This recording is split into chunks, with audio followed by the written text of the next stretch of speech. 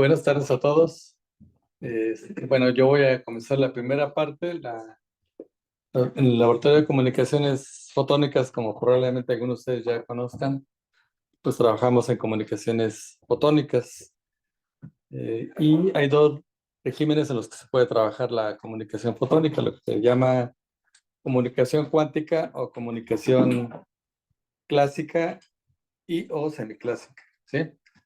El propósito de cualquier sistema de comunicaciones, pues, es transmitir información entre un punto que es el transmisor y el receptor, o, bueno, hay diferentes combinaciones, ¿no? Diferentes transmisores, diferentes receptores, un transmisor, muchos receptores, etcétera, ¿no?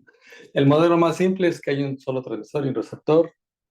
En el modelo, digamos, más complicado, pues, se pueden combinar todos ellos, ¿no? Que haya combinación, transmisión bidireccional, etcétera, ¿no? Sin embargo, bueno, esta plática no es necesario complicarlo tanto. Bueno, el modelo clásico es un transmisor, un canal de comunicaciones y un receptor. Y, bueno, la transmisión puede ser por radio, puede ser bueno, hay dos maneras de clasificarlo, entre otras formas, a través del tipo de canal que utilizamos. Si se llama un canal no guiado, pues esencialmente estamos hablando del aire, pues son las señales de radio, las de televisión, eh, digamos, de libre difusión, o televisión de paga también, microondas. Y aquí entra en particular lo que nos compete a nosotros, las comunicaciones ópticas que utilizan la luz a través del espacio libre, y dentro de ellas hay diferentes clasificaciones. Hay lo que se llama, pues digamos, como por cuestiones comerciales le llamaron Optical Wireless Communications, ¿no? En realidad son comunicaciones ópticas inalámbricas. De hecho, las comunicaciones ópticas en general no son por alambre, al menos no de cobre, ¿sí? Pero bueno, como son en el espacio libre, le llaman Optical Wireless Communication. Esencialmente son comunicaciones que se realizan en la misma capa de la atmósfera y son de tipo horizontal.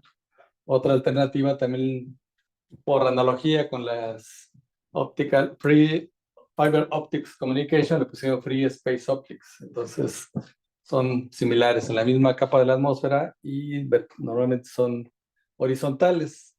Cuando la comunicación se realiza de un punto hacia diferentes capas de la atmósfera o hacia el espacio profundo, espacio exterior, se le llaman laser communications, ¿sí? Estas, este tipo de comunicaciones, como mencioné anteriormente, son comunicaciones que no son guiadas. No son guiadas en el sentido de que no hay una guía de onda que las puede redireccionar, requieren línea de vista, ¿no? Y de la misma manera como la radio, TV o microondas, pues no van a través de una guía de onda, van por el espacio. Y a continuación están las comunicaciones que utilizan un canal de comunicaciones guiado, ¿no? Como puede ser el par trenzado, el cable coaxial o la misma fibra óptica, ¿no? Que es una guía de onda, pero a través de la luz, ¿sí? Entonces, nosotros trabajamos en ambos aspectos, la comunicación óptica guiada y no guiada. Bueno, aquí hay un esquema de comunicaciones de los más simples que existen, y sin embargo son los más utilizados en la mayoría de los sistemas instalados actualmente. Nada más pongo la analogía para que vean qué tan simple es los sistemas de comunicaciones de muy alta velocidad. Hasta 100 gigabits por segundo pueden llegar a estos sistemas.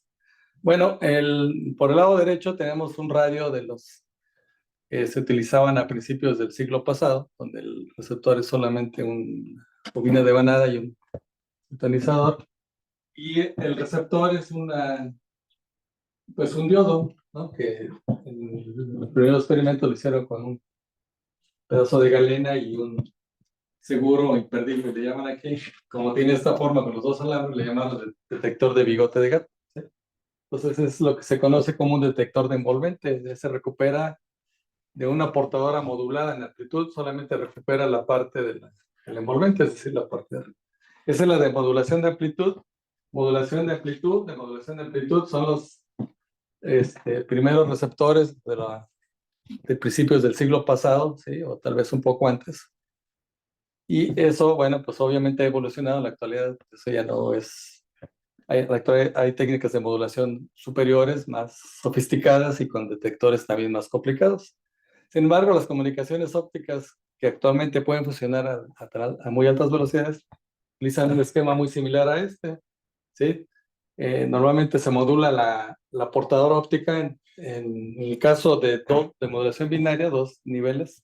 Se manda portadora óptica o no se manda, ¿sí? Y el detector casualmente también es un diodo, nada más que en este caso es un transductor que convierte la luz de señal óptica eléctrica y al mismo tiempo demodula. Por eso se llama la detección directa, modulación de intensidad y detección directa. Son los sistemas más simples y sin embargo son los que están instalados en la mayoría de los sistemas comerciales. Nada más para que lo presento de esta manera para que vean la simpleza de estos sistemas, lo cual pues le dio gran ventaja porque pues con eso se pudo llegar a altas velocidades. La razón por la que se puede llegar a tan altas velocidades es porque la portadora es óptica, ¿sí? Y la velocidad a la que se puede modular una portadora del orden de los terahertz, pues es más alta que las portadoras de radio, que andan del orden de los gigas, ¿no? Bueno, entonces los formatos de modulación son tan simples como esto, ¿no? Se puede trabajar sobre la corriente de un láser o de un diodo emisor de luz, se conmuta en dos niveles y se obtiene pues lo que observa por este lado, ¿no? Una ráfaga de luz, ausencia de ella, etcétera. Esto es lo que se utiliza más en los sistemas fibrados o guiados. Y en el espacio libre se puede utilizar aquel esquema o se pueden utilizar las modulaciones que se conocen como por posición de pulso, ¿sí? Ambas son básicamente encender y apagar la luz, nada más que en este caso va en la presencia o ausencia de la luz y aquí va en la presencia y ausencia y en la duración o en la posición relativa de un pulso con respecto a una referencia. ¿Sí? Estos son los sistemas de comunicación más simples y que sin embargo, como les digo, se logran velocidades extremadamente altas con ellos, gracias a que la portadora es la luz. Lo que les muestro ahora aquí son los radios que se conocen como los receptores superheterodinos, donde uno obtiene la posibilidad de que a través de una antena donde llegan diferentes portadoras con diferentes frecuencias o con e incluso con diferentes tipos de modulaciones, uno es capaz de sintonizar solamente alguna de ellas.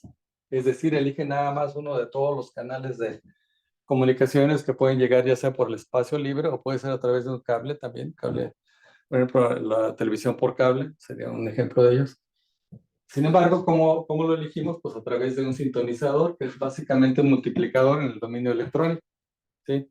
Se multiplica una señal senoidal del oscilador local por el gran número de portadoras que pueden estar presentes, pero solamente aquella cuya diferencia de frecuencia corresponda a una frecuencia intermedia es la que se permite pasar y la que se demodula de acuerdo al tipo de modulación que se haya utilizado. Ese principio se utiliza en la mayoría de los sistemas de telecomunicaciones, ¿no?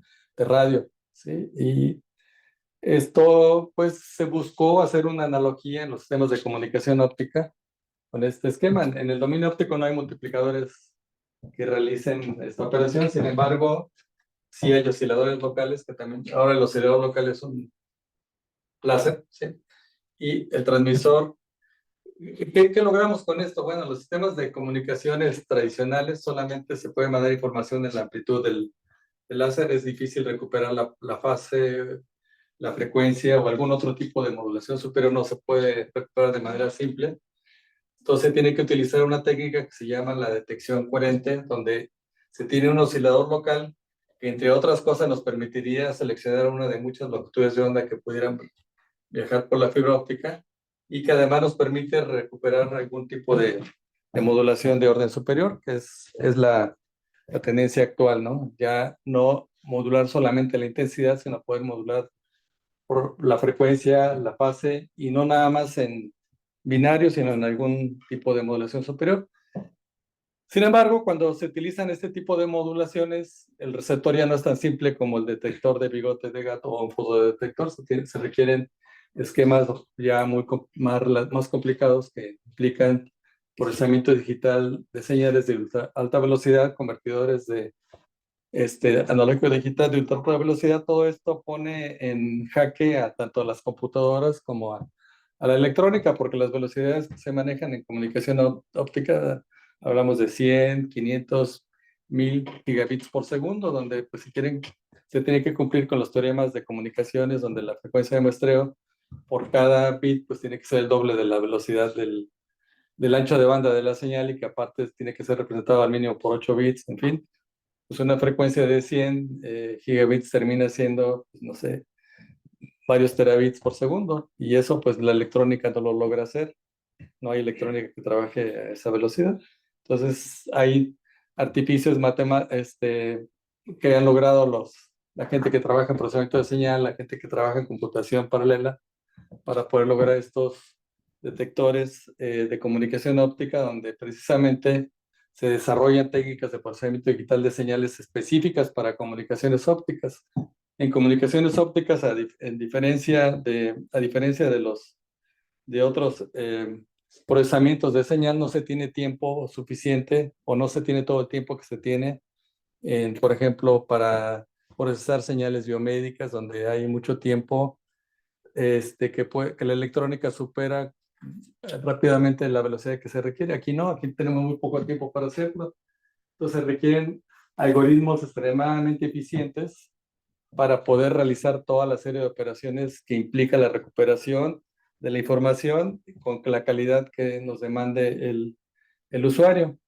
Bueno, eso es por un lado. Y por otro lado, bueno, mencionaba que ahora no se trabaja nada más en aumentar la velocidad de la información de los sistemas de modulación de intensidad, sino que también se está trabajando en la posibilidad de ir, digamos, hacia órdenes de modulación, tanto en fase, frecuencia, amplitud, cuadraturas, en fin, los diferentes tipos de modulación que ya se conocen en el dominio radioeléctrico, pero ahora trasladarlos al dominio óptico y se obtienen constelaciones como lo que se encuentra por aquel lado. Y igual como en radio existe ya desde hace mucho tiempo la multicanalización por división de frecuencia, y en el caso de la luz existe lo que se conoce como WDM.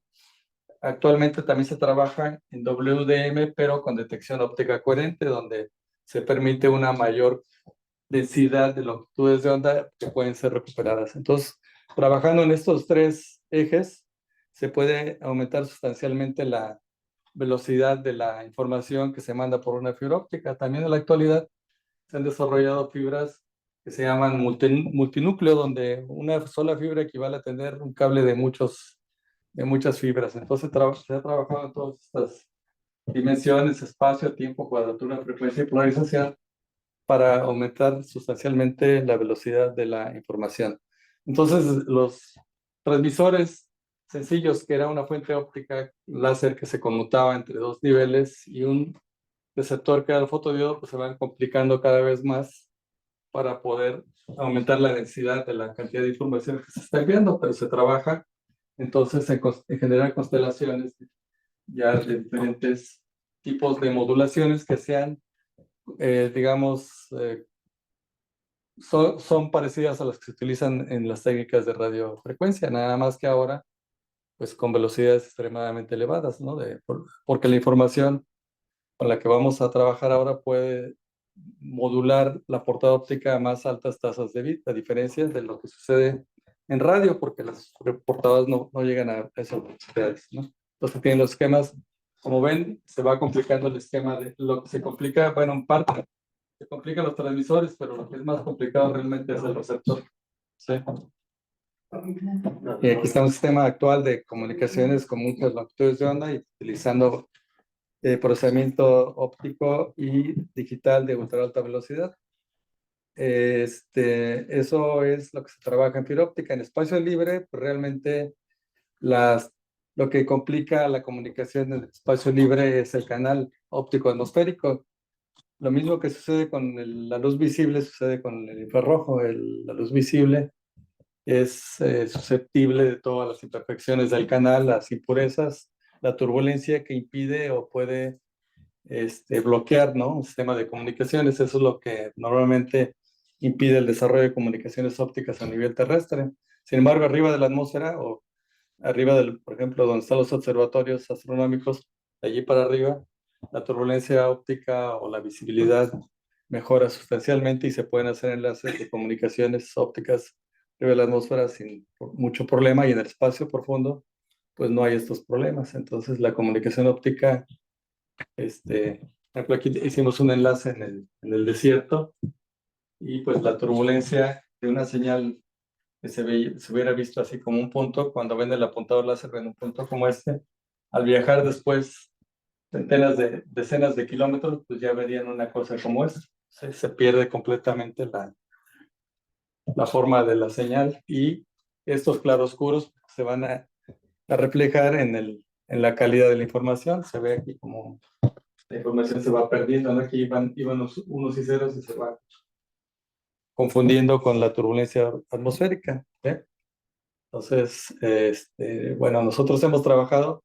Una cosa antes de seguir adelante es que todo lo que les mencioné anteriormente lo hemos trabajado, lo que se llama comunicación óptica clásica o semiclásica. La comunicación óptica clásica o semiclásica se define de esta manera porque la luz se comporta como onda electromagnética, y aquí aprovechamos las propiedades de la luz para modular su amplitud, fase o frecuencia, considerando que la luz en efecto es una onda electromagnética. Sin embargo, a diferencia de otros tipos de ondas electromagnéticas, la luz también está compuesta de partículas que pueden contabilizarse, que son los fotones. Y los efectos cuánticos o individuales de cada uno de los fotones no se nota cuando tenemos muchos fotones, o digamos, no nos afectan significativamente. Cuando empieza a disminuirse el número de fotones que se envían por periodo de información, empiezan a aparecer efectos cuánticos, que es lo que el doctor Mendieta describirá. Entonces, todas las comunicaciones que he descrito hasta aquí se trabajan en un régimen semiclásico, donde la cantidad de fotones por periodo de información es relativamente grande. Y entonces ahí pues podemos modelar todo como si fuera muy similar a una onda senoidal de radio, ¿sí? Sin embargo, cuando el número de fotones por bit empieza a disminuirse, ya empiezan a aparecer efectos cuánticos que deben de ser tomados en cuenta. ¿Y cuándo puede suceder eso? Pues cuando la luz se atenúa mucho. Por ejemplo, si enviamos información de aquí a Júpiter o algún otro planeta, pues la luz se va atenuando y va perdiendo fotones a lo largo del camino. Y cuando va perdiendo fotones, entonces en un momento determinado las características cuánticas pueden resultar importantes. Y ya las modulaciones que nosotros considerábamos de manera ideal ya no se comportan de la misma manera, ya no lo podemos recuperar la información de la misma forma. Entonces, nosotros hemos abarcado también ese comportamiento cuando la luz deja de comportarse de manera ideal, entre comillas, y empieza a trabajar en un formato cuántico. Hicimos alguna vez experimentos por fibra óptica, mandaron niveles cuánticos en una red comercial. Ahí tenemos algunos desarrollos que se trabajaron. Y bueno, aquí comunicación espacial, ¿no? Algunos de ustedes ya los conocen. Aquí tenemos un receptor digital coherente, de hecho, de alta velocidad, en un enlace atmosférico que hicimos aquí entre el CICS y la UABC, y luego lo hicimos un poco más extendido, o sea, la bahía, ¿no? De Ensenada. Y aquí hay algunos de ustedes ya conocen este experimento, pero lo vamos a mostrar. Este fue un experimento que hicimos en el INAHUE. A ver, déjenme ver acá, porque si no, no latino. Ahí está. Es un experimento de comunicación óptica arriba del INAHUE, y aquí estamos mandando un láser desde abajo ahí de las faldas del Iztaccíhuatl, ¿no? Y se ve el efecto de la turbulencia, ¿no? El láser verde, que es el puntito verde fluctúa, se le alcanzan a ver por efecto de la turbulencia. Esa distancia pues, no era relativamente corta, eran 24 kilómetros. ¿Sí? También hicimos algunos experimentos en Popocatépetl, y hemos trabajado que junto con el doctor Moroga, que nos acompaña, que él es el experto en el apuntamiento, en aquí del Observatorio de San Pedro Mártir al desierto de San Felipe. ¿Sí? Todo esto empezamos en el régimen clásico, pero eventualmente en algunos momentos se volvió cuántico por la cantidad de luz. No lo alcanzan a ver bien, pero acá está un domo del Observatorio de San Pedro Mártir. Y esto aquí estamos pues como a 54 kilómetros de distancia y el efecto de la turbulencia pues es bastante notorio, ¿no? Se tomó con una cámara infrarroja. Este, bueno, era del otro lado. Ahí se ve, ¿no? Entonces, bueno, entonces hasta aquí, no sé si las preguntas las quieren para el final, ¿no? Como, Sí, mejor para el final. sí, pues no sé si tú procedes, Javier. Sí, gracias. Gracias. Voy a darla desde acá abajo. Vamos a reorientar esto.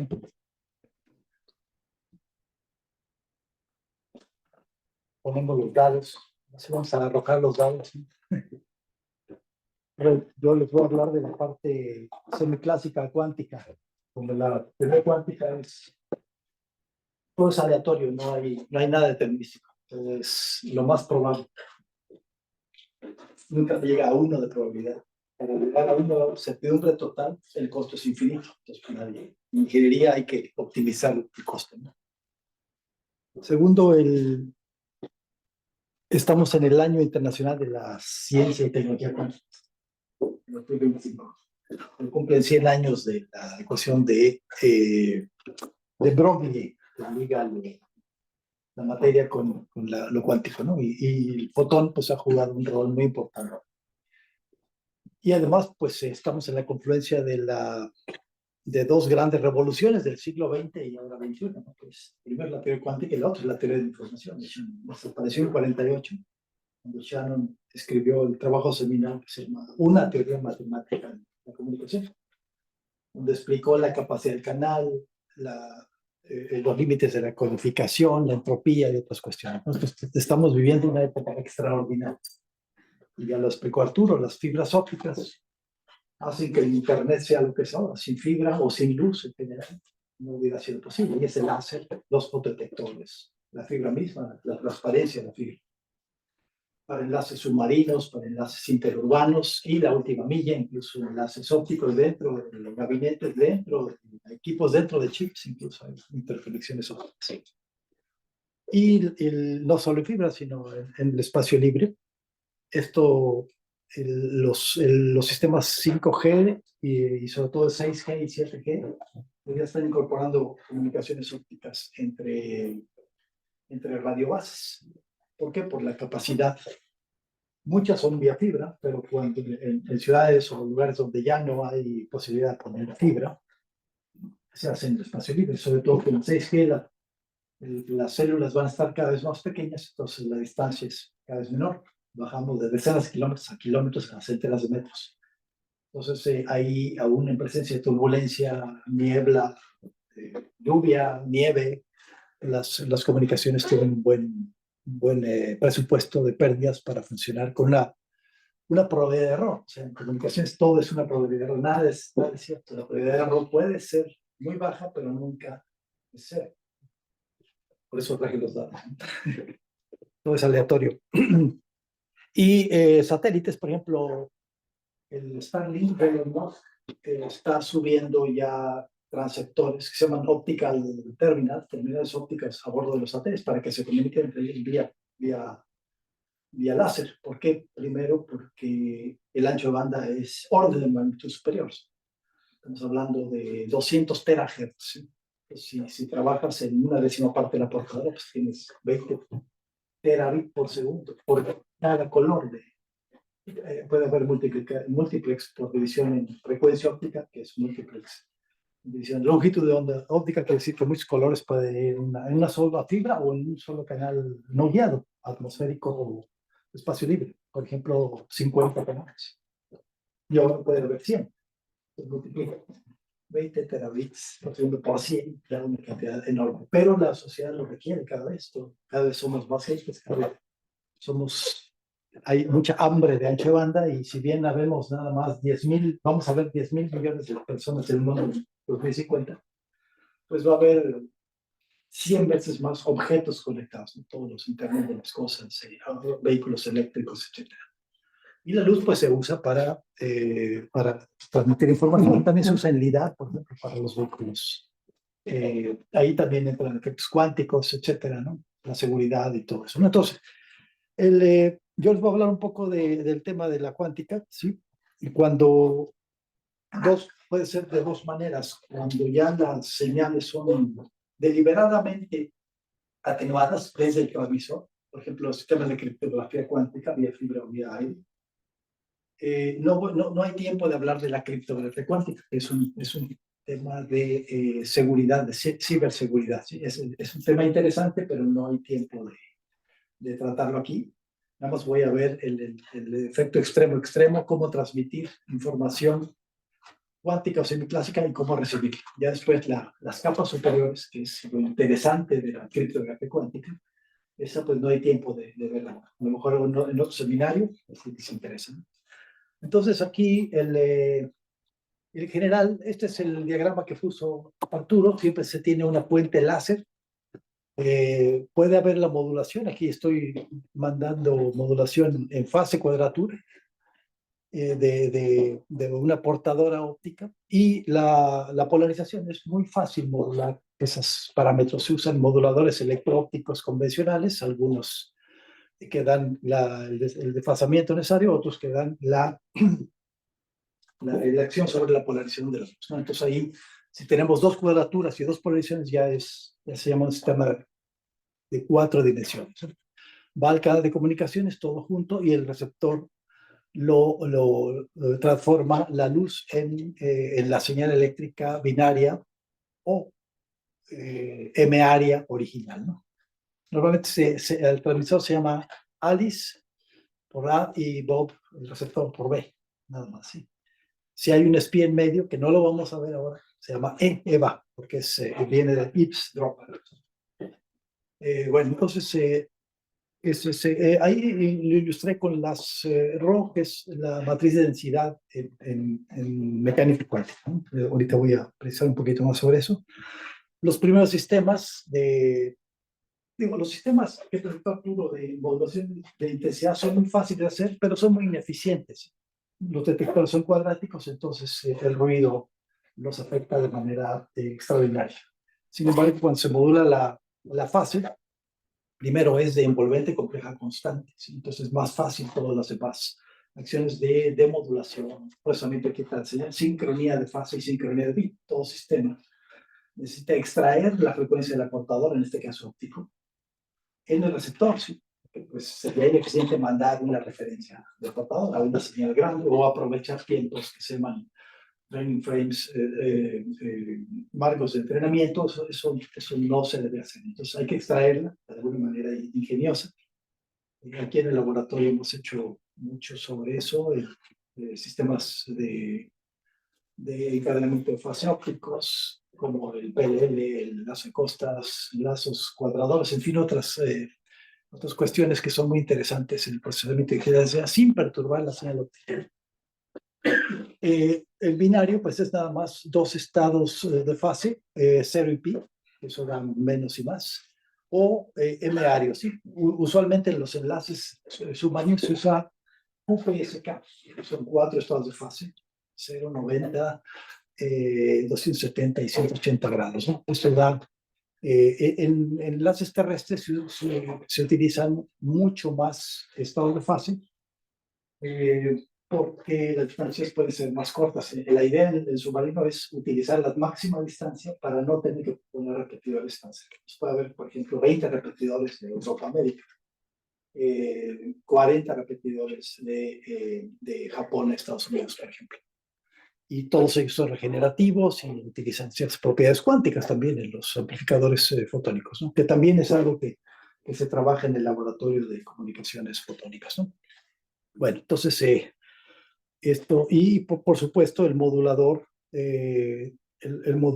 óptico tiene que tener estas capacidades de hacer la conversión de los bits de la señal binaria en una señal analógica. Ahora sí, que al final del día las señales con las que se excitan los moduladores, ya sea en espacio libre o en fibra, son analógicas. Los moduladores trabajan a altas velocidades. Aquí en el laboratorio tenemos hasta 20 gigabits por segundo, ¿no? Hasta 40. Hasta 40 gigabits por segundo, aunque muchas veces estamos en megabit por segundo, porque pues, a veces tienes el modulador, pero toda la cadena tiene que tener ese ancho banda. Y muchas veces no la tenemos porque no lo podemos renovar cada rato, ¿no? ¿Qué pasa en comunicaciones, en comunicaciones cuánticas? ¿Sí? Lo que presentó Arturo en comunicaciones clásicas, siempre el modelo es una señal más un ruido. ¿Sí? El ruido es inevitable en todos los sistemas, no solo en comunicaciones, el ruido en grabación digital. Por ejemplo, Shannon trabajó no solamente en las comunicaciones, sino en grabación digital en aquella época, con cintas, etc. ¿No? Pero ahí también hay ruido, ¿sí? Diferentes fuentes de diferentes naturalezas, ¿no? Y uno de los grandes problemas de ingeniería que ha traído la atención de miles o decenas de miles de ingenieros, yo diría centenas de miles de artículos y dispositivos desarrollados, patentes, pues es como luchar contra el ruido. El ruido es inevitable, pues hay que filtrarlo, por ejemplo, hay que estimarlo, hay que modelarlo. El asunto es qué pasa cuando tenemos señales de muy baja potencia, ¿sí? Entonces dicen, bueno, el ruido ahí es dominante, ¿sí? El asunto es todavía peor, porque en la luz no solamente los receptores están sensando la señal recibida y el ruido. ¿Cuál es el ruido en un receptor? Bueno, pues puede ser el ruido que genera un repetidor. ¿Sí? Un repetidor genera un ruido que se llama de emisión espontánea, ¿sí? Que es ruido blanco alrededor de la banda pasante. Pues eso hay que filtrarlo y hay que hacer algunas operaciones. En los enlaces en el espacio libre pues está la turbulencia, está la interferencia con los canales, está imagínense que hay una fuente brillante en el campo visual del receptor, como el sol, la luna, estrellas, etc. U otros emisores, ¿sí? Por ejemplo, los satélites, si va a haber 30.000 satélites y los receptores van a estar siendo orientados de manera automática, pues en algún momento van a apuntar no solo los satélites, sino su campo visual, que puede ser de unos cuantos miles de radianes, puede haber otro u otros. ¿Sí? Pues todo eso hay que filtrarlo. Pero imagínense que lográramos ir resolviendo el problema, porque al final es ruido aditivo. Hay otra fuente de ruido que son los mismos circuitos del receptor. ¿Sí? Ahí, pues, por más que queramos, siempre habrá el ruido térmico, ¿sí? Que depende de la temperatura y probablemente el ruido esencialmente es el detector y la primera etapa. Y las demás etapas, como la señal está amplificada, ya no pintan mucho. Pero el asunto es, y ahora sí viene el tema de la teoría cuántica, por eso traje aquí los dados. La luz misma es portadora de ruido, es portadora de información, pero también portadora de ruidos. ¿Por qué? Porque a niveles muy pequeños hay siempre incertidumbre en todos los parámetros de la luz, en su energía, en su localización en el tiempo, en su fase, en su cuadratura, en su frecuencia, en su polarización incluso. Entonces, eso es inevitable y eso lo demostró Heisenberg con el principio de incertidumbre, que dice que no se pueden medir simultáneamente las dos cuadraturas del campo. En señales eléctricas y señales convencionales, macroscópicas, clásicas, pues, ¿por qué no? Pues yo la señal pongo un detector en fase y en cuadratura y pues nada me impide medirlas simultáneamente. Sí las puedes medir simultáneamente, pero no con la precisión que uno desearía. En cuántica hay un límite fundamental, ¿sí? Y eso se refiere a que, por ejemplo, si modulamos unos y ceros, ¿sí? Es fase pi y fase cero, para dar una señal binaria, que se llama Binary Phase Shifting, desplazamiento de fase binario. En principio debería haber dos puntos aquí, dos Diracs aquí, uno aquí y otro acá, pero la luz misma es portadora de información, ¿sí? Todo esto es la distribución, es la incertidumbre en las cuadraturas. Entonces, aunque sean señales antipodales, aunque no haya ruido, afectándolas, siempre va a haber un traslape. Entonces, un 1 se va a confundir con un 0 y un 0 se va a confundir con un 1. Entonces dice, bueno, pues entonces pues simplemente separo la señal. Sí, pero eso cuesta potencia, sí. Y además, como se puede demostrar que los campos ópticos, al ver los estados coherentes emitidos por láseres de semiconductor convencionales, no son ortogonales, por más que los separemos, siempre va a haber un mínimo de traslape aquí. Eso tiene que ver con una propiedad de la función de onda cuántica que se llama el producto interno en un espacio de Hilbert, ¿no? Es un modelo analítico. Todos los modelos de ruido tienen sus complejidades, ¿no? El ruido gaussiano, blanco, centrado, aditivo, es el más convencional, pero no es fácil su tratamiento, ¿no? Por eso la ingeniería de telecomunicaciones es necesaria, ¿no? Bueno, entonces hay una probabilidad de error finita, ¿no? ¿Qué es esto? ¿Sí? Obviamente, n es el número de fotones por bit, ¿sí? Es más o menos proporcional a la potencia. Es el cuadrado del radio de esta, aquí en el diagrama fasoriano, ¿no? Entonces, es e a la menos 4 veces ns, o sea, si ns, si el radio es muy grande, si el número de fotones por bit, si la potencia promedio de la señal es muy grande, pues esto tiende a 0, ¿no? Pero no es 0, ¿sí? Y la idea del ingeniero de telecomunicaciones es tratar de reducir la potencia, ¿sí?, que transmites. ¿Para qué? Para llegar más lejos, para llegar con mayor fidelidad, etcétera, ¿sí? Y al final del día se traduce en una baja probabilidad de error. ¿Qué tanto podemos bajar esta probabilidad de error? ¿Sí? O sea, en comunicación siempre vivimos en el error, ¿no? Trabajando en eso. Así sea la señal que tú transmites de tu iWatch a tu teléfono, o la que transmites de una tablet a un celular, o de un celular a otro, de una radio base, o de un cable submarino de Europa a América, o un enlace óptico de tierra satélite, o de un satélite estacionario a Marte o a la Luna, y viceversa, ¿no? Entonces, lo más importante es eso, cómo lidiar con esta probabilidad de error. Entonces, la pregunta es cómo le hacemos, ¿sí? Bueno, pues ya tenemos este sistema, es decir, bueno, le metemos más potencia y eso pues va a ir bajando esa probabilidad, ¿no? Entonces, estos son creo que es un problema conceptual, ¿no? Estas las diferentes probabilidades de errores para diferentes receptores. El que yo les mostré ahorita es este. Y diferentes tipos de receptores tienen diferentes límites fundamentales en la probabilidad de error, ¿no? Entonces, esto, digo, no podemos entrar en los detalles.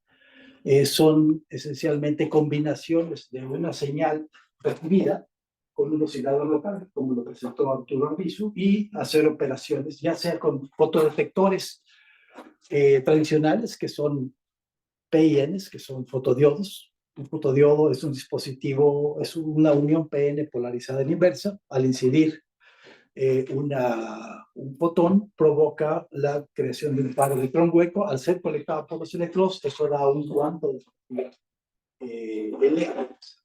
El fotón se convierte en un electrón, ¿sí?, multiplicado por una eficiencia cuántica que nunca es igual a 1, ¿no?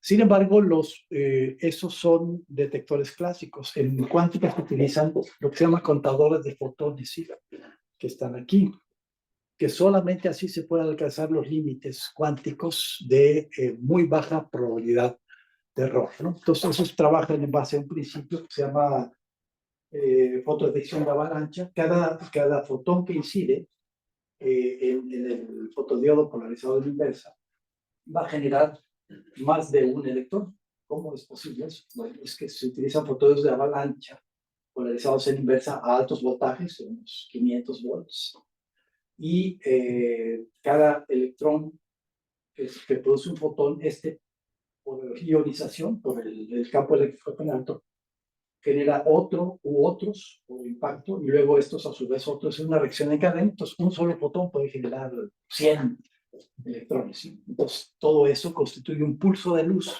correspondiente a cada incidencia, ¿no? Entonces, todos estos son diferentes configuraciones. Entre mejor desempeño, pues más complicadas, pero vale la pena porque si podemos invertir centenas de miles de dólares o millones de dólares en refugios submarinos. Si estamos cazando billones de conversaciones telefónicas, pues al final del día es útil y es rentable y es económicamente satisfactorio y es necesario por la demanda de la sociedad. Todo esto, pues naturalmente lo trabajamos a nivel teórico, experimental en el laboratorio. Tenemos transmisores, receptores en diferentes bandas. La banda atmosférica, que es 1060 nanómetros, en la banda de fibra, que es 1550 nanómetros, y en otras bandas. Empezamos, pues, como empezó la humanidad, en infrarrojo cercano, o estamos en infrarrojo medio. En el futuro no se sabe qué bandas de ópticas se van a poder utilizar, depende de la existencia de láseres que sean modulantes, moduladores, receptores, fibras que transporten esas nuevas longitudes de onda, ¿no? Que no necesariamente son de vidrio. Bueno, entonces aquí, por ejemplo, esta es una derivación de lo que presentó Arturo Arbizu. Llega la señal muy atenuada, casi a niveles cuánticos, un fotón por cada bit de información. Y aquí se le suma un oscilador local a través de un combinador que puede ser en fibra óptica, que se llama compradores direccionales ópticos, o en espacio libre son tubos, prismas semi-reflejantes para juntar esta señal con esta, ¿no? Tiene sus detalles técnicos, no hay tiempo de verlos, y aquí se tiene un contador de fotones basado en este efecto de la generación de avalanchas por acción de cada fotón incidente, ¿no? Entonces la señal, por ejemplo, BPSK, si se le suma una señal de la misma fase, frecuencia y amplitud, entonces el -1 se viene al 0 y el 1 se va al +2, ¿no? Entonces tiene 2 veces más amplitud, o sea, 4 veces más potencia, ¿sí? Entonces aquí por eso se llaman receptores cuánticos de anulación, porque se anula una de las hipótesis estadísticas. En comunicaciones todo es pruebas de hipótesis. Yo digo, bueno, si yo transmito un 1 y yo recibo una señal, yo digo, este fue un 1 con tal probabilidad, o fue un 0 con tal probabilidad, 1 menos la del 1. Entonces, este se llama el límite supercuántico, ¿sí? Y este está muy cerca del límite fundamental de este receptor, sin embargo no llega al límite fundamental, ¿no? Por eso aquí está este factor, ¿no? Esto lo tenemos implementado en el laboratorio con 2 estados de fase, puede extenderse a más estados de fase, que es justamente el tema de la plática, de comunicaciones M-áreas o multidimensionales, ¿no? Por ejemplo, aquí está la probabilidad de error, ¿no? Las probabilidades de error con las que deben trabajar los sistemas de comunicación son muy estrictas, ¿sí? 10 a la -9, este es el logaritmo decimal, ¿sí? No confundir con el logaritmo base 2 de los sistemas binarios, ¿no? Entonces aquí, por ejemplo, un enlace submarino tiene que trabajar con 10 a la -10, ¿sí? Enlaces terrestres pueden trabajar con 10 a la -6, o sea, un bit se tolera a lo más un bit erróneo por millón de bits transmitidos, y acá un bit erróneo por cada 10.000 millones de bits transmitidos. Es muy exigente. Entonces, eso en ingeniería de comunicaciones tiene que ser buena. Este es el límite fundamental. Abajo de esto no se puede por las limitaciones fundamentales de la teoría cuántica. Solamente un paréntesis aquí. Estamos hablando de fuentes láser convencionales fuertemente atenuadas, como son las que llegan a transmisores pues, de enlaces largos, o las que deliberadamente se atenúan en el transmisor para la que te cuántica. Hacer otra plática. Hay otros estados ópticos que se llaman estados de número, por ejemplo, y otros que se llaman estados exprimidos y otros que se llaman estados entrelazados. Están a nivel experimental, no hay todavía desarrollos comerciales, hay algunos experimentales, tanto en fibra como espacio libre, incluso satélites que ya traen generación de estados entrelazados a bordo del satélite y distribuyen lo que se llama la llave cuántica para la criptografía cuántica vía telescopios hacia uno o más receptores en tierra, ¿no? Entonces aquí está el receptor de desplazamiento cuántico, es un poquito peor, ¿sí? No mucho peor, pero por los detectores convencionales que se usan en teoría, en comunicaciones clásicas, pues te dan un desempeño muy pobre en comparación con los detectores cuánticos, ¿sí? Esto es para BPSK, ¿sí? Que es BPSK es el que te garantiza el menor, la menor probabilidad de error, ¿no? Y estos son el número de fotones por bit, ¿sí? Aquí hay un fotón por bit, 5 fotones por bit, que realmente es muy poco, ¿no? Normalmente los sistemas clásicos se necesitan, recuerda Arturo, son más de 25 fotoelectrones por bit, en caso de que la eficiencia cuántica sea alta, sí, entonces estaremos acá muy lejos. Bueno, entonces podemos modular esta es una modulación de las dos cuadraturas, la fase y la cuadratura, pero tenemos otros grados de libertad, no solamente la fase y cuadratura, sino la polarización, ¿sí? Entonces, podemos usar la modulación de la polarización de la luz, por ejemplo, 2 estados de polarización, 4 estados de polarización, ¿sí? O bien, en cada polarización, poner, aquí pasamos a esto, si mandamos las dos polarizaciones simultáneas en una sola fibra o en el aire, cada una de las componentes de polarización puede estar modulada, porque el receptor se encarga primero de separarlas y luego hacer la demodulación y pues solamente señales de cada una de las dos independientemente y luego ya reconstituir la señal binaria original, ¿no? Puede ser encendido apagado, BPSK, QPSK u otras, ¿no? O lo mismo podemos hacer, no necesariamente mandar las dos polarizaciones simultáneas, sino enviarlas alternativamente de acuerdo a la regla del código. Y, o incluso mandar no solamente 2 polarizaciones, sino 4 o más polarizaciones, como mencionó Arturo, y se tienen las diferentes dimensiones. Esto da diferentes estados de polarización, diferentes órdenes de modulación, el número de estados cuánticos, ¿sí? Esto es más o menos sencillo, y la eficiencia del código, ¿sí? Es el logaritmo en base 2 del número de estados cuánticos. Aquí sí es en base 2. Entonces, pues, esperamos para implementarlos. Decimos, bueno, pues es muy difícil, sí, pero el asunto es que en los temas BPSK solamente puedes mandar un bit por símbolo. Es muy poquito. ¿Sí? Es el logaritmo de 2, ¿sí? Nomás. Y esto se puede llegar a mucho más. Y eso es muy apreciado, ¿sí? Por ejemplo, aquí tenemos el doble de capacidad, ¿sí? Aquí tenemos 4 veces la capacidad, porque son 16 estados de cuánticos, ¿no? Aquí también, ¿sí? Bueno, ok, entonces, pues, por ejemplo, un sistema con 2 estados de polarización, pero sin modulación de la fase, pues sería el 0 es esto y el 1 es esto. Y esta es una representación de la polarización. Quizás no lo conozcan todos, se llama la esfera de Poincaré. Esto ilustra 3 parámetros, que son parámetros de Stokes. El S1 es qué tan horizontal es o vertical. Más es horizontal vertical. El S2, qué tanto es a 45 grados la polarización, qué tanto es a 135. Y el S3, qué tanto es hacia arriba, que es polarización circular derecha, y acá polarización circular izquierda.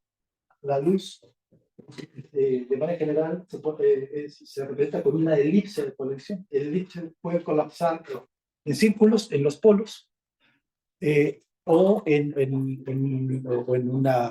una línea vertical horizontal, aquí y acá respectivamente, o 45 y 135. ¿Sí? Entonces, se habla de modulación de los parámetros de Stokes, porque los parámetros de Stokes son observables, se pueden medir con técnicas derivadas de la fotodetección, como les mostró Arturo. Entonces, pues podemos usar, por ejemplo, estos son únicamente intensidad, pero también podemos usar BPSK, por ejemplo, los sistemas BPSK simples son estos dos aquí. QPSK son las cruces verdes, por ejemplo, y puede haber combinación de ellas, ya sea con la polarización y las cuadraturas simultáneamente, ¿no? Es difícil representar la diferencia entre PS y PM. Uno es polarización multiplexación. Las dos polarizaciones siempre están presentes, por eso se llama polarización multiplexación. Y PS es polarización switching, está una o la otra, pero no las dos simultáneamente, ¿no? Entonces todo esto se hace con moduladores electrónicos relativamente sencillos. En el espacio libre no son tan rápidos como quisiera, pero en fibra óptica, como son guías de onda en sustratos, se trabaja en modo de ondas progresivas, traveling waves se dice en inglés. Los electrodos, la alimentación de la señal eléctrica en los electrodos que están implantados en la misma guía sobre niobate de litio o actualmente sobre silicio, viaja a la misma velocidad que la luz. Y por eso se tiene anchos de banda muy grandes, 40 gigabits por segundo, lo que está en el laboratorio, pero ya hay cientos de gigabits por segundo comerciales, ¿no? Recuerden que en las tecnologías de la información siempre, siempre nos dan sorpresas. La alta escala de integración, hoy estamos integrando a 3 nanómetros, ¿no? Todos los sistemas de NVIDIA y los chinos y Samsung para inteligencia artificial. El tema de la luz es un poquito menos fácil de hacer en óptica de alta escala de integración. ¿Por qué? Porque la luz el fotón no interactúa con campos. Por ejemplo, como en eléctrico, los chips de CMOS, pues CMOS quiere decir CMOS no es eléctrico y pues es de Latinoamérica. Es un transistor de campos, ¿sí? Entonces, si la luz no interactúa con campos, pues ¿cómo vamos a lograr esa característica? Entonces se necesitan interacciones largas, ¿sí? Entonces por eso la luz no ha logrado esa alta escala de integración, pero lo que sí se sobrepasa pues, es en la velocidad de procesamiento, es la velocidad de la luz, dividida entre el índice de refracción del material, ¿no? Bueno, ok, entonces aquí, por ejemplo, un sistema de 4 estados de fase. Aquí se ilustra las dos polarizaciones, la roja horizontal, la azul vertical, y los diferentes estados de fase según las cuadraturas, ¿no? Este es un sistema donde las dos polarizaciones van simultáneamente, ¿no? Pues es una representación nada más. Sencilla, aquí no es amplitud, aquí es fase, ¿no? Pi entre 2 y pi entre 2 en cada polarización. Y se tienen 16 estados de fase, gamma 0 a gamma 15, ¿no? Que es lo que hay que detectar. Pero también se pueden utilizar PM, QAM, ¿sí? Como en los sistemas radioeléctricos convencionales. Se pueden usar incluso mucho más, 256 QAM. Es más difícil, se necesita más electrónica de procesamiento y en la detección de postprocesamiento. Pero aquí, pues, por ejemplo, se tienen los 16 estados de fase, que se llama un látice, es una estructura. ¿Cómo traducimos lápiz en español? Es una red rectangular. Hay otros que son circulares, ¿no? Depende de las aplicaciones. Y en la esfera de Poincaré, pues ya la representación se ve de esta manera, ¿sí? Aquí es una representación algo más complicada, pero es entendible, ¿no? Bueno, ahora viene lo interesante de la teoría cuántica. Hasta aquí pues, son cosas que se parecen, ¿no? Bueno, pues, la teoría cuántica, bueno, pues es pocos fotones, pues simplemente de lo clásico, pues lo divides entre 2, entre 4, entre 8, etcétera, y le bajas la potencia, el número de fotones. Pero el problema es que el tratamiento del ruido, como el ruido ya no es aditivo, ya no es gaussiano, ya no es blanco, ya no es centrado, ya no es estacionario, ahora es el ruido mismo que trae la luz, la incertidumbre mismo de la medición de la luz, es más difícil trabajar.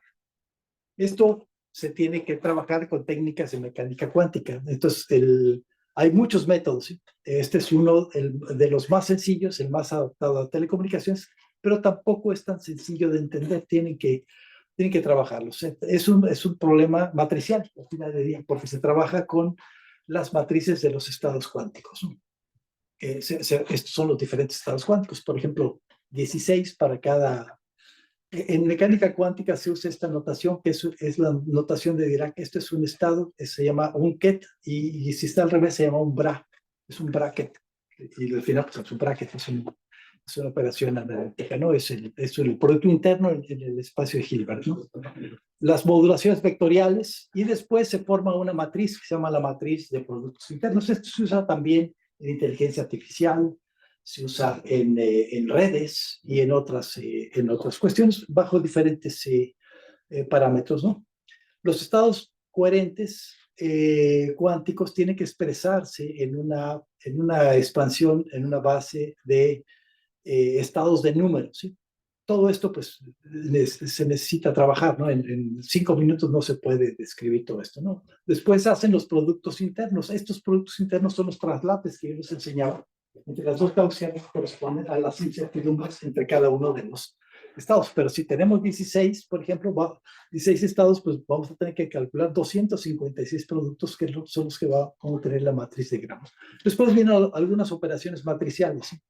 Que es la descomposición en valores propios, ¿sí? Y de ahí podemos sacar las probabilidades, ¿sí? Que al final a lo que hay que llegar es qué probabilidad de error se tiene en el sistema, ¿no? La probabilidad de decisión correcta, que es esto, son operaciones sobre esa matriz, y la probabilidad de error, que es 1 menos la probabilidad de detección correcta. Así, de manera muy practical, esto lo damos en los cursos de comunicaciones fotónicas, y en el seminario pues me lo van a tener que creer. Y funciona. Y hay miles de reportajes y constituyen es un método. Hay algunos otros, pero todos los demás son muy, muy complicados. Este funciona para estados coherentes. Para los estados que yo les platiqué, que son estados entrelazados o estados exprimidos, es mucho más difícil y es más complicado. Es un problema abierto, ¿no? Bueno, pero aquí lo importante es qué tanto, ya esto lo calculamos para las diferentes modulaciones, por ejemplo, para dos estados de polarización, 4, y comparamos con lo cuántico, que son estas dos líneas que están aquí, con lo clásico, ¿sí? Pues lo cuántico pues te da mucho mejor desempeño en probabilidad de error, ¿no?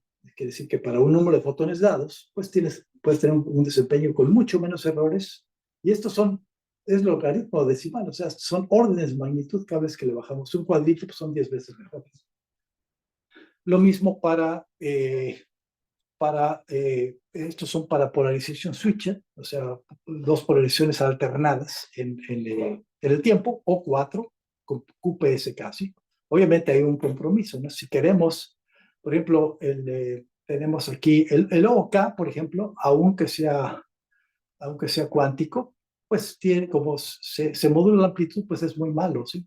La fase es lo mejor, ¿sí? Ahora decimos, bueno, el PSB, PSK es el mejor porque los estados de fase están separados lo más posible. Sin embargo, en QPSK los estados se juntan, entonces la probabilidad de traslape es mayor, por lo tanto la probabilidad de error es mayor, ¿sí? Entonces, todo esto tiene su costo y su compromiso, ¿no? Aquí está, por ejemplo, estas son modulación de polarización, las dos polarizaciones siempre presentes, ¿sí? El OK, que es la intensidad, pues, siempre es el peor. Eso realmente pues no se usa, ¿no? Es muy ineficiente.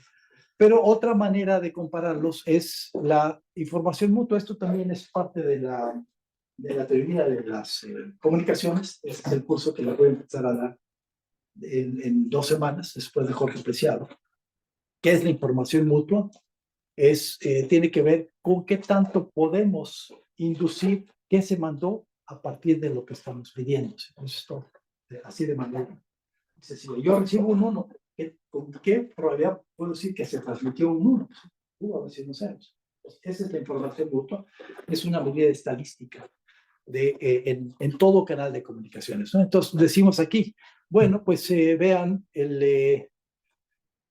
¿es este o es este otro? Ah, no, aquí está. Entonces aquí, por ejemplo, que es dos polarizaciones, ¿sí?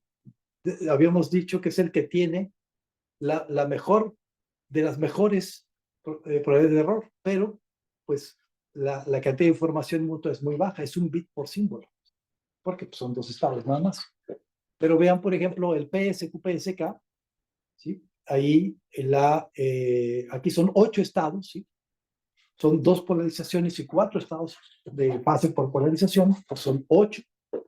El logaritmo de 8, el logaritmo de 2 de 8 es 3, entonces se puede transmitir 3 bits por símbolo, y de transmitir 1 a transmitir 3 es un mundo.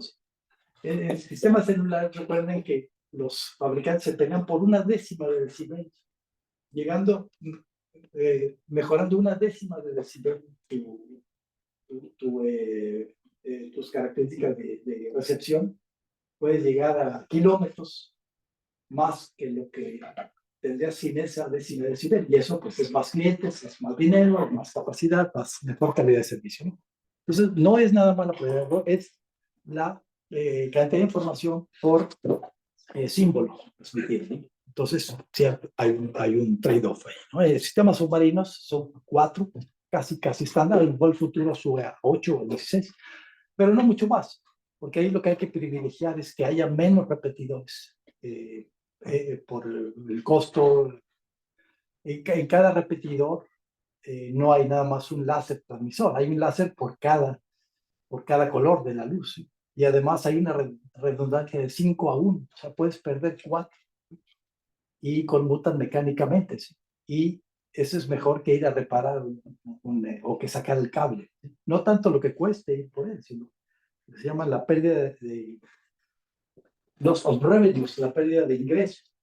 Te cuesta $1,000 millones por día, pérdida de ingresos, un cable submarino cortado. En terrestre es menos problema y ahí sí puedes aumentar el número de canales. Ahora, ¿qué pasa si nosotros decimos, bueno, tenemos, así como vimos en la esfera de Poincaré, teníamos los puntos en la esfera, pero decimos, ¿qué pasa si usamos, la idea es que los puntos estén lo más separado posible? ¿Qué pasa si usamos un sólido platónico o un sólido cualquier y ponemos los puntos de polarización, que es combinaciones de, aquí es tridimensional, entonces, por ejemplo, serían 2 polarizaciones y una cuadratura, o 2 cuadraturas y una polarización. Si los ponemos en los vértices de los sólidos platónicos, ¿cuáles son los que están separados? Pues obviamente el tetraedro, ¿sí?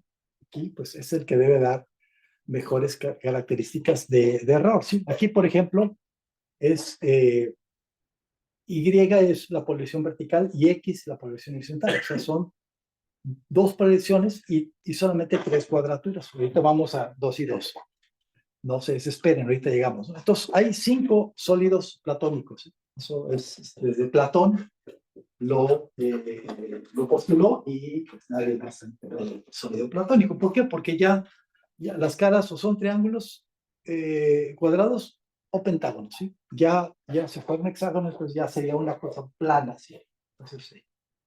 Solamente hay 5 sólidos platónicos, tetraedro, este es el octaedro, hexaedro, está en este orden, ¿no? Porque aquí en comunicaciones no nos importa las caras, lo que importa son los vértices. Y aquí los dados siempre denotan las caras. Ya esto no lo hizo un ingeniero de telecomunicación. Hay un ejemplo ahorita, se los mostré, en que sí, parece que sí. Entonces aquí podemos poner los puntos de la constelación en los vértices. Esto se usa voluntario o involuntariamente en sistemas de comunicación. Por ejemplo, los sistemas duobinarios equivale a poner los puntos en un hexaedro, ¿sí? Y así hay muchos otros, ¿no? Por ejemplo, aquí son 4 estados, ¿sí? Muchos no coinciden con una potencia de 2, ¿sí? Aquí son 1, 2, 3, 4 vértices, ¿sí? Aquí son 6, pero aquí son 8, ¿sí? Aquí no, en estos no coinciden, pero en los sistemas de comunicaciones siempre hay digamos, bits de justificación, bits de paridad o marcos de sincronía, ¿sí? Entonces se puede aprovechar el hecho de que no sean una potencia de 2. Eso no es una limitante, ¿no? Entonces, los sólidos platónicos aquí están. Entonces, los vean ustedes, ¿no? Entonces, aquí están 1, en juego, ¿no? Puede haber 6, 4, y el partimos. A lo mejor no habían visto, pero bueno, a lo mejor sí, porque en la primaria, al menos en la primaria, cuando estudiamos nosotros todavía nos enseñan geometría. Ya en México ya parece que ya nos ponen Y hacíamos los, en Japón había que hacer los sólidos platónicos, ¿sí? Y luego decían, bueno, ahora sí hace esferas. La esfera tiene infinito, pero ya era imposible hacerlo, claro, así como no se puede hacer una predicción de la Tierra en un plano, ¿no? Hay aproximadas Mercator, etcétera. Ese es tema muy interesante, pero no se puede trabajar aquí, ¿no? Entonces aquí con la misma tecnología, con la misma mecanismo que trabajamos las otras modulaciones, pues aquí vemos, ¿no? Por ejemplo, obviamente el tetraedro, pues el que tiene menor probabilidad de error. ¿Por qué? Porque para un radio dado, R igual a 1, pues es donde la distancia euclidiana, que se llama la separación entre los puntos en un espacio tridimensional, es la mayor. ¿Sí? Y el peor es el dodecaedro, porque el dodecaedro, estos son, todos tienen su dual. Por ejemplo, el octaedro es, aquí está, el octaedro, si ustedes lo inscriben en realmente los vértices de este coinciden con los centros de las caras de este. Igual el dodecaedro y el icosaedro, ¿sí? Una cosa muy curiosa, ¿no? Entonces el dodecaedro tiene 12 caras, pero 20 vértices, ¿sí? Y el icosaedro tiene 20 caras y 12 vértices. Entonces es una cosa interesante. Y el tetraedro es un dual de sí mismo. Si pones un tetraedro en sí mismo, porque tiene 4 caras y 4 vértices, es el único que tiene 4 iguales, vértices y caras. Bueno, todo eso lo trabajó Platón hace 2500 años, ¿no? No es una cosa. Y nadie ha encontrado otro, ¿no? Entonces, hay quien dice que la esfera es solo el Platón, porque trae la esfera, pero no lo puse ahí porque la esfera no es solo platónico. Espérenme, aquí todo se esa la traigo ahí porque vi una plática en alguna ocasión de qué pasa si la Tierra se convirtiera en un agujero negro. O sea, el tamaño del agujero negro sería en la Tierra. Obviamente sería imposible de estar cerca. Bueno, por eso lo traigo. También traigo otros dados, ¿no? Aquí está un dado digital, ¿no? Tiene 2, 4, 8, 16, 32, 64. Son las potencias de error, ¿no? También puede ser útil, ¿no? Lo importante es la imaginación, o sea, que se nos ocurran cosas que a nadie se le han ocurrido. Bueno, pero ¿qué vemos? El tetraedro da menor probabilidad de error, pero pues el número de bits por símbolo pues es muy poco. Solo son 4 estados, el logaritmo de 4 es 2, y pues no compite con el dodecaedro, por ejemplo. Entonces, al final depende de la aplicación, tú vas a elegir el que te guste. Pero aquí estamos un poco forzando, son 2 poblaciones y una cuadratura. Pues, si son 2 y 2, ¿por qué no 4? Entonces tenemos que ir a un espacio de 4 dimensiones, así como en la ciencia ficción, como Matrix o otro. No se puede visualizar un espacio de 4 dimensiones, así como aquí, por ejemplo, ahí es muy fácil, pero en 4 dimensiones existen 6 sólidos o hipersólidos platónicos. Nada más, 5 de ellos son una extensión de los de 3 dimensiones. Y hay uno nuevo que se llama el 24 células, ¿sí? 24 caras. Las células son como si fueran las caras. Es muy difícil de visualizar. Si ven ustedes en YouTube la Khan Academy o algunos otros que pueden de alguna manera simular la proyección de 4 a 3 dimensiones y luego el rendering en 2. Al final, pues tiene que ser una pantalla, un pedo, un póster. Por eso no traigo aquí las figuras, porque no existen. Entonces, aquí, tiene, lo importante es el número de vértices, ¿sí? El simplex son 5, o se llama el hipertetraedro, el hiperoxaedro, etc. ¿Sí? Es el hiperdodecaedro, el hipercosaedro, tiene 5 hasta 600 vértices, ¿sí? Entonces, se ve muy interesante, ¿no? 600 estados que puedo yo modular. Sí, por ejemplo, la separación, la distancia euclidiana de estos vértices va a ser cada vez más pequeña y se va a tener el mismo compromiso. Aquí pues son la mínima distancia de la constelación, ¿sí? Phi es el número áureo, la proporción áurea o el número de oro de la serie de Fibonacci y otras cosas que se manifiesta en el En el dodecaedro, en 3 dimensiones, son 600 células en 4, ¿no? Y aquí están las proyecciones de 4 a 3 y de 3 a 2, ¿sí? Estos son los 5 vértices y estos son los 600 vértices. Es realmente interesante hacer esas proyecciones, ¿no? Pero pues tiene sus compromisos, ¿no? Y aquí están las probabilidades de error. Por ejemplo, para el simplex, pues el más sencillo, con la distancia euclidiana más grande, pues la probabilidad de error es la más baja, por supuesto. Y dice, bueno, si tenemos una probabilidad tan mala de error, bueno, ¿por qué usar esto? Por ejemplo, el 600 o 120. Bueno, para centros de datos, por ejemplo, donde vas a tener centenas de miles de conexiones o millones de conexiones, pues a 40 metros, a 1 kilómetro máximo, bueno, pues ahí métele la mayor cantidad de bits por símbolo, ¿sí? Porque la atenuación es muy baja, el presupuesto de potencia es muy alto, ¿sí? Ahora, en las submarinos, pues sí, métele ya menos bits por símbolo, pero una mejor calidad. Entonces, todo tiene su razón. En centros de datos hay manera de corregir, mitigar o de alguna manera, como dicen, de conciliar los errores, ¿no? En comunicación. Entonces aquí tenemos, aquí no llevé hasta la asíntota porque la alcanza ya muy lejos, ¿no? El 120 células. Bueno, entonces al final aquí esta es una tablita muy indicativa, hay muchos parámetros de comparación. Aquí comparamos, este es un penalti, es como si te tiran un penalti, pues está algo indeseable, ¿no? Entre más a la izquierda, menor. Un penalti cero es que no pasa nada. Un penalti positivo, pues estás perdiendo, ¿sí?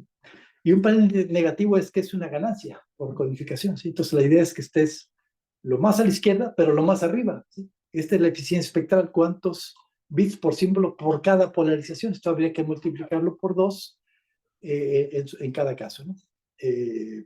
Entonces, pero la naturaleza pues siempre está peleada con el ser humano, ¿no? O sea, sí quiere estar más a la izquierda, pero pues va a estar más abajo.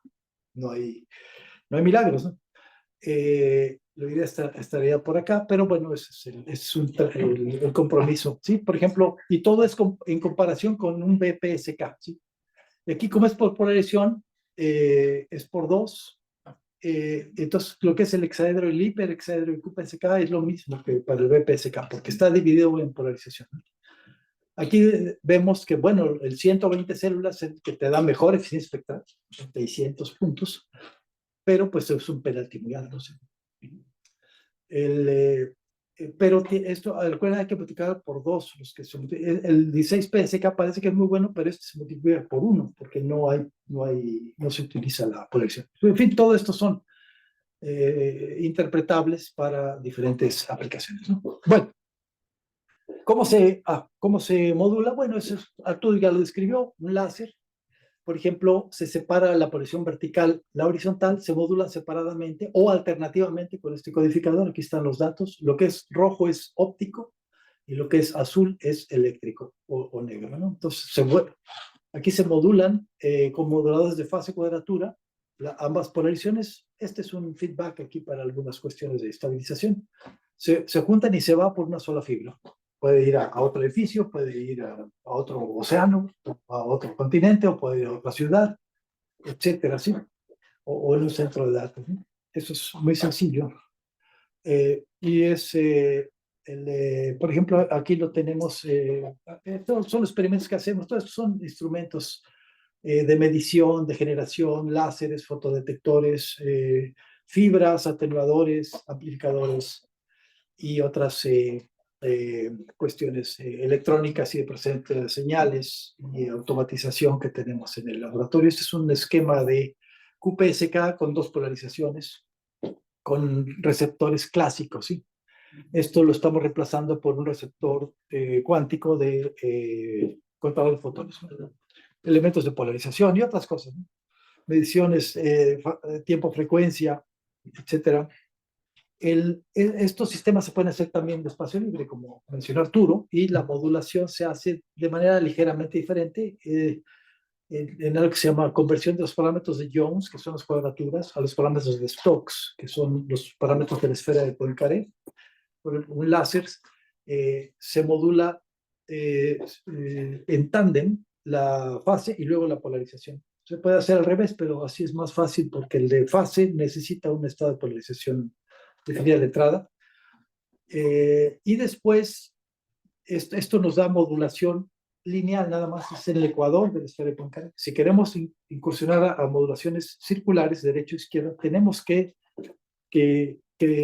hacer una diferenciación entre la fase de la polarización vertical y la fase de la polarización horizontal. Por eso separamos en polarización con este cubito y después lo volvemos a juntar tras haber modulado la fase de una de las dos componentes de polarización.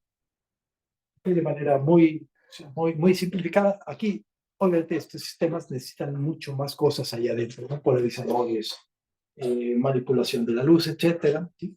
Y ya a la salida ya tenemos la luz polarizada en n dimensiones, o sea, en 4 dimensiones, 2 cuadraturas, 2 polarizaciones, ¿no? Vale. En fin, y este es el experimento en el espacio libre, ¿no? Aquí, pues, como ven, hay menos fibra, hay más cosas en el espacio libre, espejos, prismas, posicionadores mecánicos, electromecánicos, piezoeléctricos, etcétera, que para manejar las fases, las polarizaciones de los campos interactuando en el transmisor y en el receptor. Bueno, aquí también hemos implementado receptores de desplazamiento. El esquema que yo les mostré, más juntar el oscilador local del señal, pues es algo así simplificado, no hay que hacerlo físicamente, donde hay muchas restricciones, ¿no? Aquí se puede hacer con, por ejemplo, para la señal débil que llega aquí, tiene que sumarse con una señal del oscilador local que tenga aproximadamente la misma potencia, el mismo número de fotones por bit en un acoplador direccional. Ya para entrar aquí al contador de fotones, este va a contar el número de fotones por unidad de tiempo, el número de fotones por bit, y eso lo va a traducir en la señal binaria de salida, ¿no? Transformando conteo a voltaje, que también tenemos, esto lo hacemos con un FPGA, un arreglo lógico programable en campo para convertir cuentas en niveles de voltaje. Y luego hay que sincronizar, hay que poner umbrales para la detección, etc. Todo eso hay que hacer. Esto es para dos estados de fase, ¿sí? Anula el 0 y duplica el 1, pero cuando son 4, entonces tienes que derivar una parte de la señal para un receptor de desplazamiento y la otra para otros 2 receptores de desplazamiento que se van anulando sucesivamente las diferentes hipótesis. Y ya después aquí se tiene un detector de máxima verosimilitud para ver la decisión lógica, si fue un 1 o si fue un 0. Esto, aquí platicado, esto pues requiere trabajo. Y aquí cuando Gerson empezó su tesis, le pusieron un diagrama así. Pues está muy bonito, pues son 1, 2, 3, 4, 5 cosas las juntas y ya tengo mi tesis. Y digo, ¿no? Cualquier gente pues tiene que dedicarle tiempo, esfuerzo, pensarle, resolver los problemitas, pero es extremadamente apasionante hacer una tesis en cuestiones experimentales, ¿verdad? Tú al principio a lo mejor pensaste, bueno, una tesis es escribir un libro, ¿sí? ¿Y qué voy a hacer con la luz? Y bueno, pues ya viste que tienes que meterle mano. Hay tesis que son teóricas, tienen su valor, etcétera, por la profundidad conceptual, y innovación, etcétera, ¿no? Pero meterse a los experimentos es muy apasionante, ¿no? Bueno, hay otras maneras de hacerlo. Este es por división en espacio y este es por división en tiempo. Simplemente a la hora de codificar cada bit, se desplaza un cuarto de bit, por ejemplo, y con un solo contador de fotones se pueden hacer las cosas. Por ejemplo, en algo que no les dicen a los estudiantes de doctorado es que aquí necesitas 3. Cuando en todo el departamento de electrónica tenemos uno solo. Ahorita tenemos 2 porque nos prestaron 1, pero entonces los puede hacer. Y necesitas 3, pero sí. Que realmente es lo que estamos haciendo, ¿no? Con uno solo. Con modulación cíclica, en fin, con algunas astucias, ¿no? Esto es un caso ideal cuando las dos gaussianas que yo les mostré ahí, realmente la representación fase cuadratura pues son 2 gaussianas en el espacio, ¿no? Pero cuando ningún láser es puro, ¿sí? Siempre hay una fluctuación de fase. Recuerda que esto está dando vuelta a cada ciclo óptico. Es uno entre la frecuencia óptica, que es 1 entre 200 terahertz. Pero entonces hay el camino aleatorio, todo es aleatorio, entonces esto se dispersa y de alguna manera hay que detectarlo. Hay cosas que se pueden compensar, ¿sí? Hay cosas que ya no se pueden compensar por el cuando el ancho de banda de la dispersión de fase empieza a compararse con la velocidad de transmisión, pues ya no se puede hacer nada, ¿no? Porque está falseando. Entonces, pero sí se puede hacer desde DC hasta, digamos, una décima parte de la frecuencia de la luz, ¿no? Y pues eso clásicamente son los PLLs, el lazo de costos, pero cuánticamente es más complicado, ¿sí? ¿Por qué? Porque los modelos cuánticos son muy delicados, ¿sí? El modelo del campo, de los campos en estados coherentes es muy diferente que el modelo de un campo coherente afectado por ruido de fases. En clásica, simplemente la fase es la fase central más un ruido que puede ser gaussiano, puede ser de línea, etc. Pero aquí no.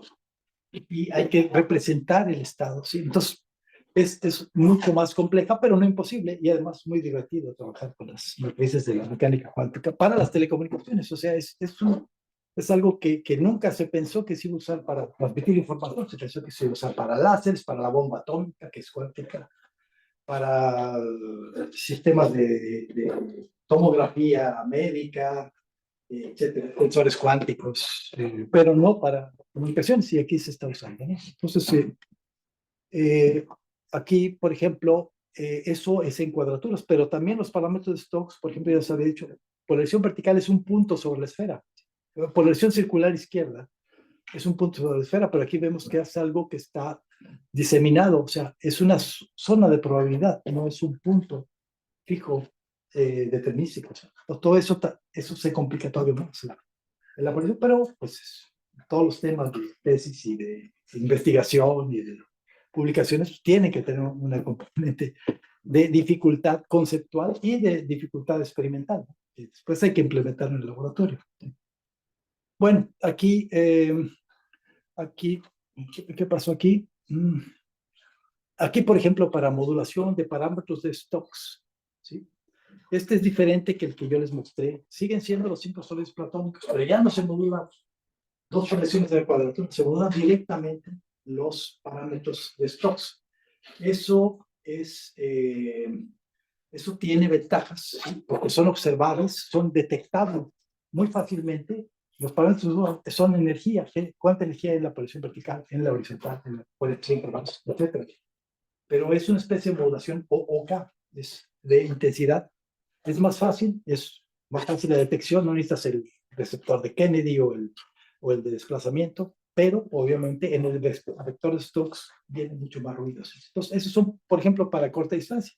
Recuerden, aquí en las otras gráficas, aquí va del 0 al 5, y aquí es de 0 al 40. Pero el centro de datos, por ejemplo, donde quieres tener una gran cantidad de información, pues no tienes grandes problemas, pues trabaja con esas señales, ¿no? Aquí están las eficiencias espectrales, ¿sí? Para los parámetros de Stokes, ¿sí? Entonces aquí, pues, obviamente tenemos eficiencias espectrales muy buenas, pero unas probabilidades de error no tan buenas, ¿no? Ya estamos terminando. Es más, ya creo que ya terminamos.